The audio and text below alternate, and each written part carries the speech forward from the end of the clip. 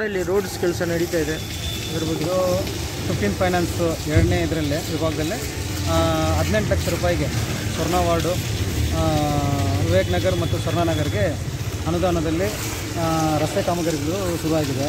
ಇದು 20 ದಿನಗಳ ಮುಂಚೆ ಶುರು ಮಾಡಿ ವೆಟ್ ಮಿಕ್ಸನ್ನು ಹಾಕಿಸಿ ರೋಲರ್ ಹೊಡಿಸಿ ಯಾವುದೇ ಒಂದು ಕಾಂಪ್ರಮೈಸ್ ಇಲ್ದಿರ ವರ್ಕಲ್ಲಿ ಪ್ಲಸ್ಸು ಕ್ವಾಲಿಟಿಯಲ್ಲಿ ನಮ್ಮ ನಗರಸಭೆಯ ಇಂಜಿನಿಯರ್ಸು ಅವ್ರ ಸಹಾಯದಿಂದ ಹೆಂಗೆಲ್ಲ ಮಾಡಬೇಕು ಏನಂತ ನಿಂತು ನೋಡಿ ಅವರು ಮಾರ್ಗದರ್ಶನದಲ್ಲಿ ಕೆಲಸಗಳು ನಡೀತಾ ಇದೆ. ಇದರಲ್ಲಿ ಫಸ್ಟು ಇವತ್ತು ಕಾಂಕ್ರೀಟ್ ಹಾಕಲಿಕ್ಕೆ ಶುರು ಹಚ್ಕೊಂಡಿದ್ದಾರೆ. ನಮ್ಮ ಸುಬ್ರಹ್ಮಣ್ಯ ಸ್ವಾಮಿ ದೇವಸ್ಥಾನ ಮುಂಭಾಗ ಇರುವ ರಸ್ತೆಯೂ ಪ್ಲಸ್ ಅದು ಪಕ್ಕದಲ್ಲಿರುವ ದೇವಸ್ಥಾನ ಸ್ವಲ್ಪ ಜಾಗಕ್ಕೆ ಒಂದು ರೋಡು, ಮತ್ತು ಇದನ್ನು ಕಂಟಿನ್ಯೂ ಮಾಡಿಕೊಂಡು 10th ಕ್ರಾಸ್ ಡೆಡ್ ಎಂಡಲ್ಲಿ ಒಂದು 100 ಮೀಟ್ರ್ ರೋಡ್ ಇದೆ. ಎಕ್ಸ್ ಕೌನ್ಸಿಲರು ಮುರುಗೇಶ್ ಅವ್ರ ಮನೆ ಮುಂದೆ ಒಂದು 50 ಮೀಟರ್ಸ್ ರೋಡ್ ಇದೆ. KR ರಮೇಶ್ ನಮ್ಮ BJP ಅವ್ರ ಮನೆ ಮುಂದೆ ಒಂದು 25 ಮೀಟರ್ಸ್ ರೋಡ್ ಇದೆ. ಪ್ಲಸ್ ನಮ್ಮ ಶಕ್ತಿ ಅಂತ ಗಣೇಶನೆಲ್ಲ ಮಾಡ್ತಾರಲ್ಲ ಅವ್ರ ಮನೆ ಮುಂದೆ ಒಂದು 100 ಮೀಟರ್ಸ್ ರೋಡ್ ಇದೆ. ಇಷ್ಟನ್ನು ಸಹ ಈ 18 ಲಕ್ಷದ ಒಂದು ಅನುದಾನದಲ್ಲಿ ಕಾಮಗಾರಿನ ಶುರು ಮಾಡಿದ್ದಾರೆ.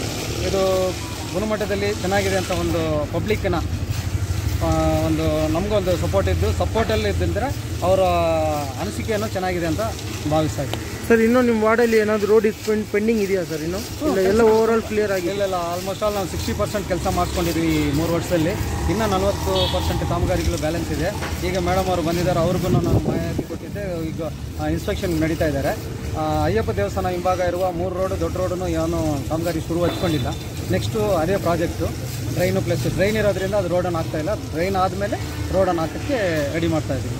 ಸರ್, ಲೈಟ್ಸ್ ಗೇಟ್ಸ್ ಎಲ್ಲ ಹೆಂಗೆ sir? Light maximum light 90% light problem clear ಆಗಿದೆ. ವಾಟರ್ ಪ್ರಾಬ್ಲಮ್ 100% ಕ್ಲಿಯರ್ ಆಗಿದೆ. ರಸ್ತೆಗಳು 60% ಆಗಿದೆ. ಇನ್ನು ಚರಂಡಿಗಳದ್ದು ಒಂದು 10-20% ಇದೆ. ಆಲ್ಮೋಸ್ಟ್ ಆಲ್ 1 ಇಯರಲ್ಲಿ ಮುನ್ಸಿಪಾಲ್ಟಿಗೆ ಬರೋ ಅನುದಾನಗಳು ಅದರಿಂದ ಕೌನ್ಸಿಲ್ ಬಾಡಿ ಬಂದ ಮೇಲೆ ಇನ್ನೂ ಒಂದು ಸ್ವಲ್ಪ ಅನುದಾನಗಳು ಎಕ್ಸ್ಟ್ರಾ ಬರ್ಬೋದು ನಮಗೆ. ಅದರಲ್ಲಿ 1 ವರ್ಷದಲ್ಲಿ ಎಲ್ಲ ಕೆಲಸಗಳನ್ನು ಮುಗಿಸ್ಬೇಕಂತ ಒಂದು ಮೈಂಡಲ್ಲಿ ಪ್ಲ್ಯಾನ್ ಮಾಡ್ಕೊಂಡಿದ್ದೀನಿ. ಅದು ಕೌನ್ಸಿಲ್ ಬಾಡಿ ಬಂದ ಮೇಲೆ ಪ್ಲಸ್ ನಮ್ಮ ನಗರಸಭೆಯ ಇಂಜಿನಿಯರ್ಸ್ ಎಷ್ಟು ಸಪೋರ್ಟ್ ಮಾಡ್ತಾರೆ ಅಂತ ನೋಡಿ ಅಷ್ಟು ಬೇಗ ಮುಗಿಸೋಣ ಅಂತ ಅವರು ಸಾಥ್ ತಗೊಂಡು ಅಂದ್ಕೊಂಡಿದ್ದೀನಿ. Thank you sir.